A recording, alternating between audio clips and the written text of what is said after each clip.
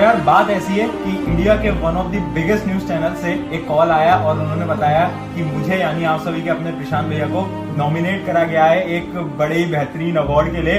यानी नॉमिनेट हुआ हूं, अभी अवार्ड मिलेगा नहीं मिलेगा वो पता नहीं। Next we move on to outstanding contribution in Indian education and it goes to Mr. Prashant Kirat. His journey started with the dream of delivering free and low cost education to each and every part of India.